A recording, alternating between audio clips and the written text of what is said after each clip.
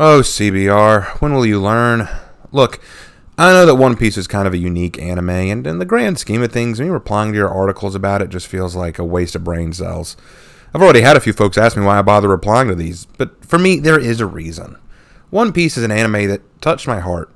It's a show that appealed to me because every one of its main cast of characters was, in some way, shape, or form, connected with me, and few resonate with me now like Nico Robin. I'll try not to go too long into her backstory, but you do need to understand it to fully understand why Nico Robin and I really connect. Nico Robin was born on a peaceful island called Ohara, and she dreamed of becoming an archaeologist and traveling around the world just like her mom. Unfortunately, her mom left her when she was a little girl so she could pursue a dark and illegal study of ancient history that the world government deemed dangerous. But Robin proved to be very resourceful and clever. She eavesdropped on the archaeologists meeting on the island, studied strenuously, and became a credited and acknowledged archaeologist at the age of 8. You're amazing, Robin! A real genius! That doctoral exam you took the other day, you passed with a perfect score! From this day forward, you are an official archaeologist. And since you're one of us now, we can all work on our research together, starting today!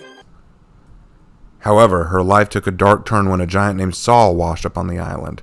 Though she and Saul became fast friends, his coming marked a dangerous event.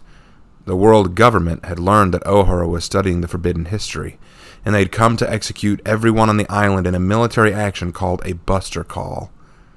An action where 10 battleships and 5 vice admirals unleash hellfire and destruction on an island, erasing it from existence. You say Ohara was wiped off the map. But your map doesn't show you the lives of the people who lived there. There's a limit to how much you could sacrifice in the name of justice. A Buster Call is going too far. Robin's mother, who managed to escape the Marines to try and warn Ohara, could only hold Robin in her arms just one last time before being forced apart by the coming damnation. With one final plea for Robin to live no matter what, Robin fled for her life as her whole world burned around her. Thank you. From now on, for my sake as well, you must live, Robin! With the unlikely help of Vice Admiral Aokiji, who took pity on Robin, she fled out into the world.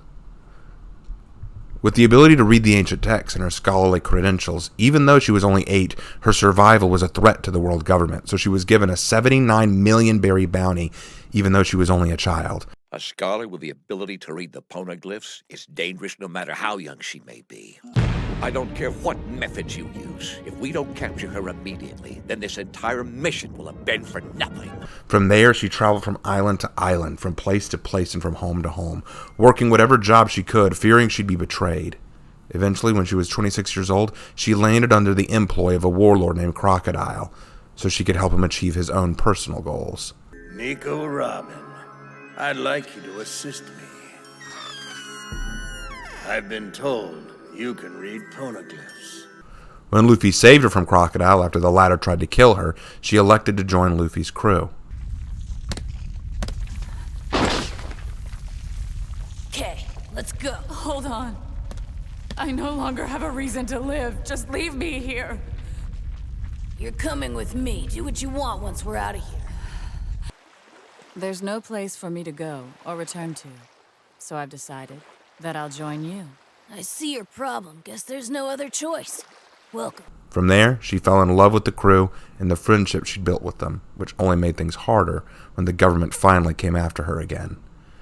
The government threatened to use the Buster Call to eliminate the Straw Hat Pirates. Fearing what would happen if that took place, and fearing the Straw Hats ultimately betraying her for their sake, like it happened to her so many times before, she gave in to the government, prepared to lay down her life for her crew. Terrified that if she stayed with them much longer, they would cast her aside. 20 years ago, everything was taken from me, and many innocent lives were lost. With one push of a button, they summoned a terrible demon. Now it rears its head again, aiming its sights on the friends I've searched so hard to find. Even now, no matter how far we sail, there's an enemy that haunts me at every turn. If it goes on and on like this, no matter how kind you may be, someday you'll see me as a burden, Someday you'll be forced to betray me and throw me away. That's what I'm most afraid of. Understand? That's why I didn't want you to rescue me. If that's the only future I have, I'd rather die to save me the pain. Luffy, not having any of that, pursued her with the intent to save her. He challenged the entire world government, their most powerful agency, and burned down their government flag as a shout-out to the world that no one would ever stop him from protecting Robin, and that he will never betray her. With this promise made, Robin finally confesses her true desire. Robin! There's still something I want to hear you say! Tell me you want to live! I never dared to wish for something like that. The world had denied me that hope. But now, if I'm allowed to say my wish, just this once, then I want to live! Take me with you! Take me away from here! Robin is, in many ways, the character that made me fall in love with One Piece. And we can talk about that at the end. I'm sorry I went too long into that, but you really need to understand her backstory to understand why this article writer is bafflingly stupid to me. I've built this up enough. Let's look at the article. And believe it or not, it's written by the same guy who wrote the first two I replied to. This should be fun. Let's go. One Piece, 10 things that make no sense about Nico Robin. Nico Robin is among One Piece's best characters, but there are some things about the Straw Hat Pirate that do not make much sense. One Piece's large blue world is full of eclectic characters of every sort, but it still sometimes struggles in certain areas to represent its female characters. While women initially had as much personality and agency as male characters during the One Piece's early years, they have become closer to damsels in distress as the series has gone on. As such, this list will be taking a close look at a female character that not only manages to stay relevant to the fans, but is often called the series' best woman, Nico Robin. Robin is the lethal super spy that any pirate organization wishes they could get their hands on. While she's been a welcome addition to the Straw Hats, a few things about her just stand out in a confusing way. This list will be looking at a few of those things as it breaks down what about Nico Robin just doesn't make sense. Number 10. Her devil fruit. One of the most obvious things to call strange about Nico Robin is her flower devil fruit.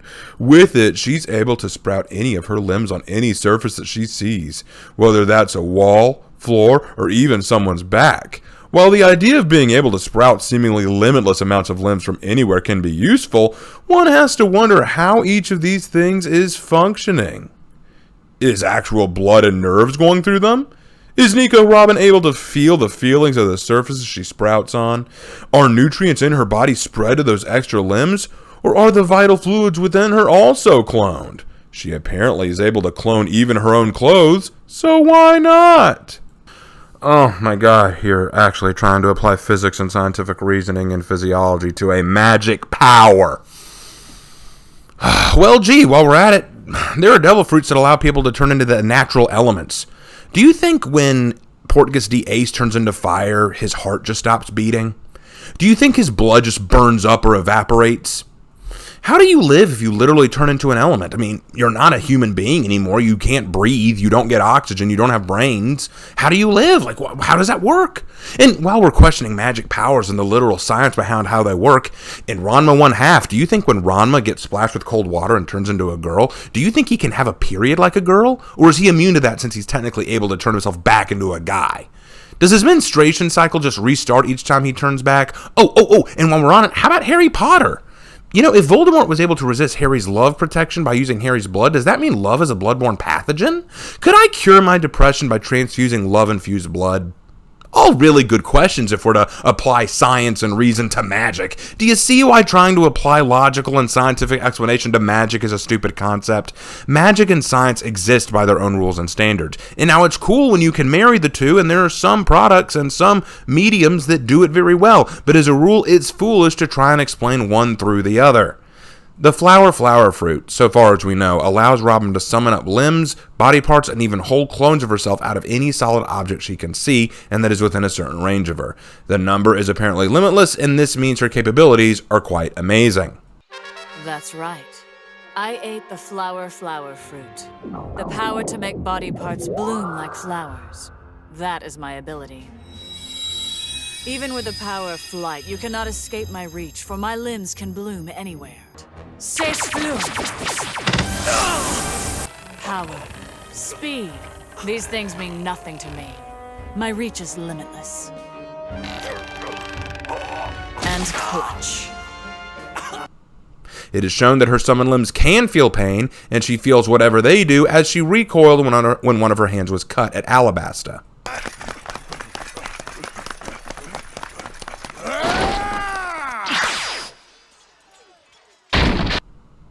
She tends to use her power specifically for apprehending, mobility, espionage, and assassinating. There, now I've explained her power. Are you satisfied? Number 9. Flight ability. While her devil fruit alone can be confusing enough, some of the uses for it seem outright impractical, if not deliberately impossible in context. One such allows her to fly. By sprouting layered arms from her back, Nico Robin is able to glide, albeit for a short time, though the duration is extended post-time skip.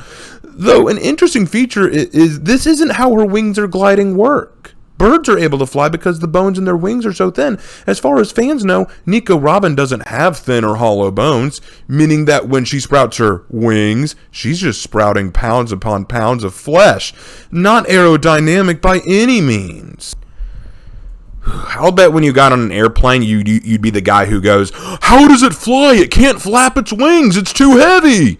Again, her growing wings out of her back is made out of arms, and it doesn't make a lot of sense that she can fly, but by her own admission, it isn't for a long duration, and it's more like gliding than actually flying. Consider for a moment that her wings might act like sails. By beating them hard, she is stroking the air to push her up, not unlike what a bat does, or how sails on a ship work. It's certainly not efficient, which is why it's only temporary, but again, it's magic. Why are you applying logic and science to magic? Number 8, speaking Spanish. Well into her run in the series, fans were shocked to learn that Ichiro Oda intended for Robin to appear Russian. This confusion among fans may be due to her original costume choices, dark skin within the anime, and the most This confusion among fans may be due to her original costume, dark skin within the anime, and the most deceptive of all, her tendency to name her moves in Spanish. Spanish is certainly a widespread language, but it's not exactly the characteristic one for Russia. If anyone's guess as to how Oda actually drew any connection between Russian super spy and the Spanish language. Oh, you've got to be joking. Oh my lord. Oh, all right. Let's break this down piece by piece. Pun totally intended.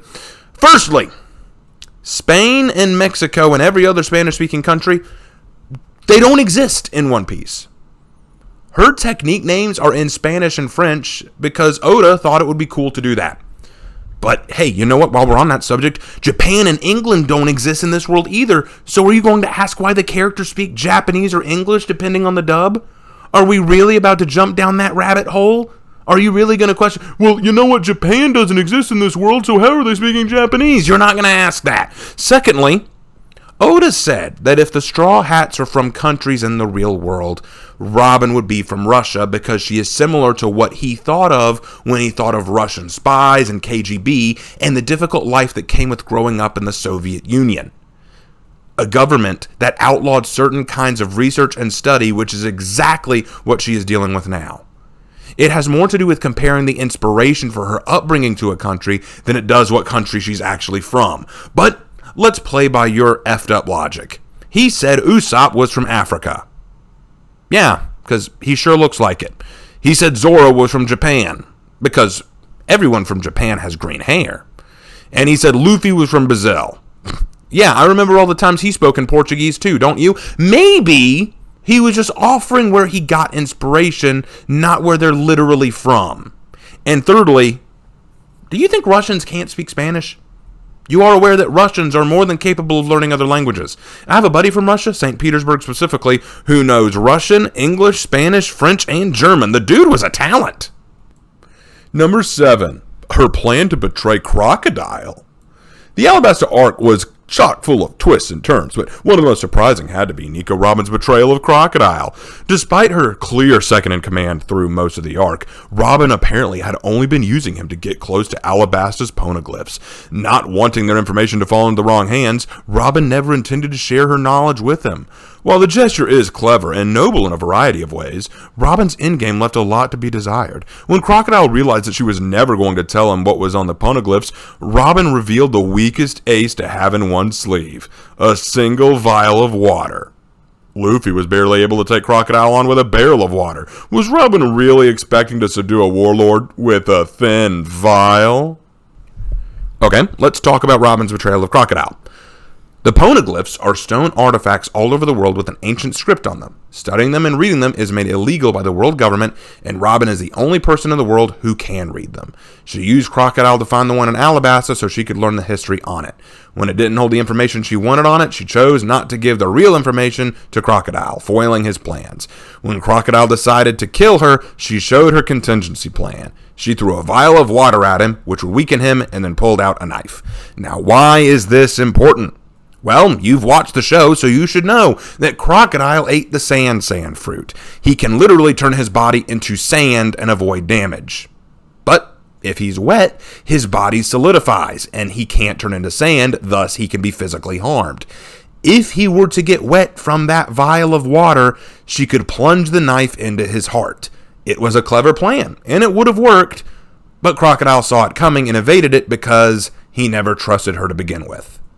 All right. I've worked with you for 4 years. I knew you'd try something like this someday, so I'm more than ready. Water. If you get wet, then a knife should go right into you! Damn it! Where'd he go? Now all is forgiven, Nico, Robin.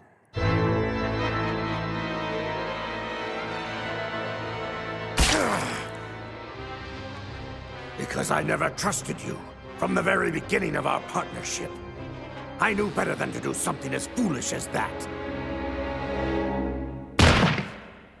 But I would ask you, dear article writer, what would you have her do? Do you have some better method for her to betray Crocodile? Is there a better idea in your head? Perhaps hiding a barrel of water in her bra? Ooh, maybe she has a Dasani under her cowgirl hat. What's your better plan here, sir? The real question I had was, why did she betray Crocodile? She makes it clear she isn't interested in the fate of Alabasta. She doesn't care all that much. Why not just give Crocodile what he wants? Was it out of spite, or does she secretly care more than she lets on? Again, questions like that make me wonder what Robin is and if she's more compassionate than she reveals. Number 6, lack of fight scenes. When Nico Robin first joined the crew, fans everywhere got excited that they would see more female fight scenes. Nami is a clear staple for the Straw Hats, but she naturally isn't fit for consistent combat. Nico Robin, on the other hand, is a trained assassin who not only showed her mettle during the Alabasta arc, but even got a decent fight scene in the arc right after.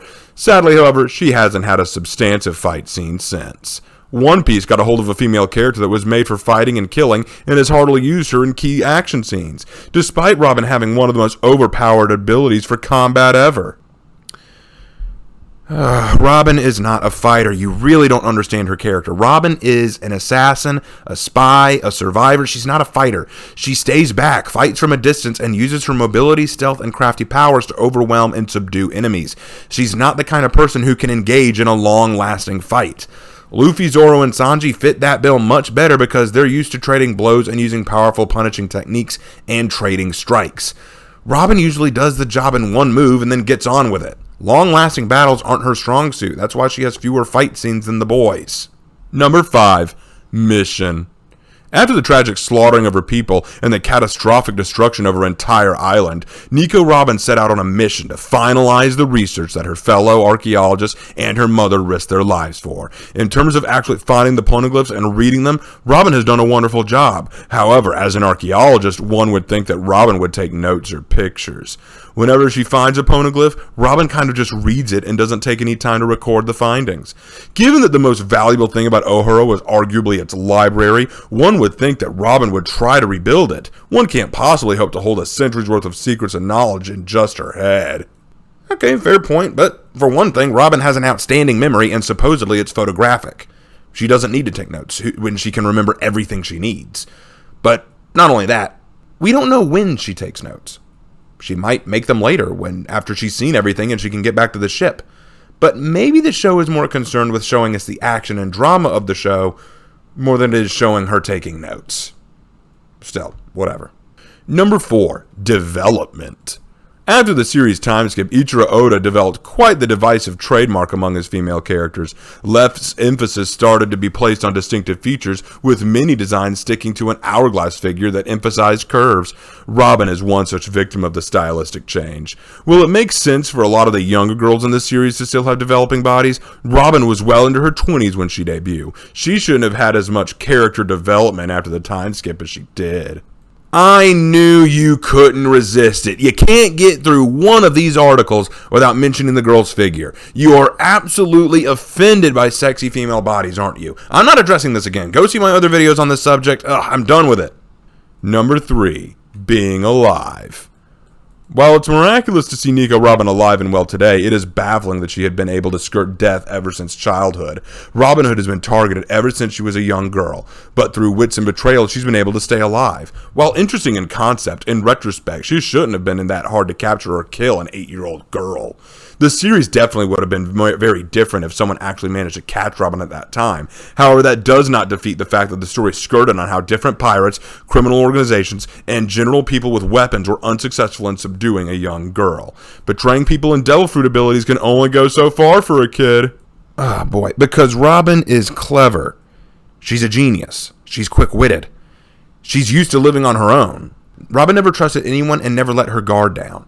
She became cold and closed off. You'll notice that even after joining the Straw Hats, her humor was often dark and depressing. She smiled, but she never joined in on the fun of the others. In fact, she was so aloof, she's one of the only characters to not make over-the-top silly faces until much later in the series. Robin is distant, and thus she was quick to spot betrayal. She survived because she was clever enough and had the willpower to do so, because as Warhammer 40k has taught us, there is nothing more indomitable than the will of man. Since then, I've spent the past 20 years hiding from the world. You've been alone? Ever since you were 8? Then one day, I heard the calling of the sea, but there's no way for a child to survive alone on the water. The only option I found that ensured my protection and the ability to achieve my goal was I chose to work for various rogues. Not an ideal solution, but it brought me this far. And here we are. Number 2, becoming wanted at age 8. With that being said, how did anyone take Nico Robin's wanted poster seriously? After the Ohara incident, Nico Robin became one of, if not, the youngest criminal to ever have a bounty of her magnitude. Yet, somehow, no one ever questioned it. People just took it on good faith that a child was somehow dangerous enough to accrue such a bounty. No one looked at the picture of an 8-year-old girl and thought, hey, maybe the world government is making a mistake with this one. Maybe we shouldn't be hunting little girls. Okay, I don't even need to explain this with the lore. I can use actual history and compare it. Robin was wanted because she had access to knowledge that was feared by the government. Nazi Germany did the same with Jewish and Gypsy citizens. Regardless of age, they would be sent to die in camps and would punish anyone sheltering them. The Soviet Union silenced anyone who questioned the government and made those who spoke out against it disappear. That's why Oda thought Robin should be from Russia, because she's a literal example of a dissident who had to hide from Big Brother. She knew things that the world government knew could be disastrous if learned. She had the potential to learn more than she already did, and that knowledge would be dangerous to the government. And the reason the people of the world blindly agreed to it? For the exact same reasons the Germans turned over their Jewish neighbors and the same reason Soviet Unions turned over siblings and family members to the Red Army. Because to them, the government is just and can't be wrong, and they've blindly drunk that Kool-Aid. If the government says an 8-year-old girl has the powers of a devil and wishes to bring about the end of the world and the end of the government with her power, and they also lie in her wanted poster saying she sank battleships with her power, they're going to believe it. 79 million berries? Why does an 8-year-old child have such a high bounty? They said she's one of the devils of Ohara. You know, those scholars who are plotting to end the world? I heard she sank 6 Marine battleships, too. She must have some kind of weird power. The government forces and Navy leaders are searching for her, too. She probably wants to carry out the same plan as the scholars that were executed. If she's out for revenge, then no one is safe. Especially in a world like One Piece, where incredibly powerful devil fruits can make even a child deadly. Do you even think? Number 1, becoming an archaeologist at age 8.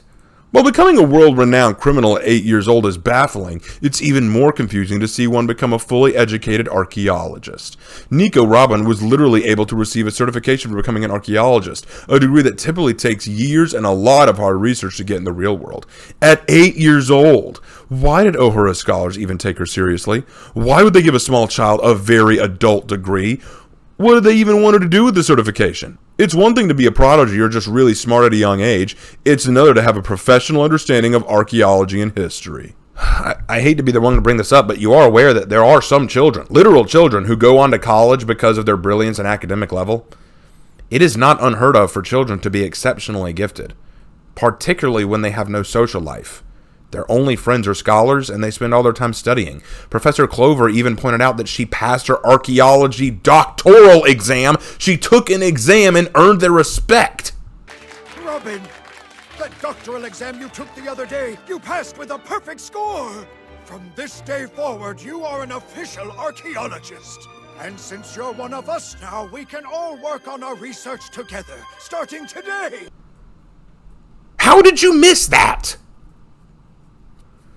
Let's back up a bit. I gotta talk about something here. Nico Robin is the character who resonated with me the most. I like all the One Piece characters. They're all fascinating to me, but she was probably the one that hit me closest to home. Not because we're both named after birds, and not because we're both historians, but I always thought that was cool. I love the fact that she's a historian. But because of what she said in the Tower of Law. If it goes on and on like this, no matter how kind you may be, someday you'll see me as a burden. Someday you'll be forced to betray me and throw me away. That's what I'm most afraid of. Understand? That's why I didn't want you to rescue me. If that's the only future I have, I'd rather die to save me the pain. Robin's true fear was not the idea that the Buster Call could kill her new friends, but that there would come a day when having her around would become so painful that they got rid of her. That she would have to be discarded by the very people she loved above all else. And that reality, that future, was too painful for her to imagine. And I've been there. Tossed aside by friends, relationships, and even family because I was a burden or because they grew weary of me. I know that feeling. I've been there. And you know what? I know how absolutely heartbreaking that can be. When Robin told her backstory in One Piece, I actually teared up. I actually cried a little, and I'm not ashamed to say it, it was very heavy. Because I see a lot of myself in Robin, and you know what? I'm sure I'm not the only one. I'm sure that a lot of people felt very similarly to me. But when Luffy burnt down that flag, when he tells her he isn't ever going to let her go and she finally can declare her desire to live, which is one of the most iconic scenes in One Piece. This is the reason I love the Straw Hat crew in One Piece. It's the reason why it's my favorite shonen anime. Because it's a crew that welcomes all aboard. You don't need to be famous or cool or powerful. You just got to be their friend.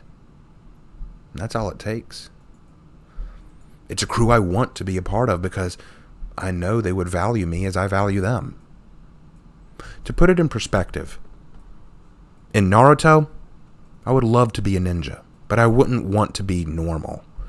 I wouldn't want to just live in the Hidden Leaf Village as just this average, everyday person. I would want to be a badass ninja with awesome, cool ninja abilities. In Fairy Tail, I'd enjoy being a wizard. I don't want to be normal. I don't want to be normal. I want to be a wizard. I want to be a part of a guild. I want to have super cool wizard powers. I don't want to be normal. In Dragon Ball Z, I'd enjoy being a Saiyan. Trained by Master Roshi. Trained to fight. Trained to shoot ki blasts. I wrote a whole story about that called The Tale of Tomoki. I'd love to be a Saiyan. But in One Piece, I don't need the powers or the status. I mean, they'd be cool. I wouldn't mind them, but they're not what I look forward to. I just want to get on that ship and sail with the crew. The very first opening theme song of One Piece, called We Are, literally says that. You know, you just got to be my friend. I don't need to have powers or skills or any of that stuff. I don't need it. Just a dream and a willingness to befriend a bunch of misfits as crazy as I am. And that's the difference between One Piece and all these other shonen anime. Oh, don't get me wrong. They all have their place and they all have good qualities. But One Piece, to me, welcomed you aboard. The rest are showing you a world that you'd love to maybe not be a part of, but have the abilities of. You see characters like Naruto, Goku, Natsu, Ichigo, and all these characters, and you'd want to be them, to have their powers. But I don't necessarily want any of the powers on the One Piece crew. I just want to be part of the crew. One of the hardest questions my brother asked me once was, if you could replace one of the Straw Hat crew members with yourself, who would you want to replace? And that was hard because I love the entire crew. There's no one I want to replace. There's no one I want to take the place of. I just want to be with all of them. And Robin understood that. She couldn't imagine a world without her friends. But worst of all, she couldn't imagine her friends letting her go. And seeing Luffy and the others actually say, we're not going to do that to you, no matter what. That's why I love Robin. That's why I love One Piece. And thank you guys for watching this. I'm sure this guy's going to make more One Piece crap articles, and I'll be there to review them. But to those of you who always ask me, why do you look at these? You know, it's not really your normal kind of thing. This is why. Because One Piece, it'd be hitting me different. And maybe it hits a lot of you different. Thanks for watching, guys. And I'll see you in my next video.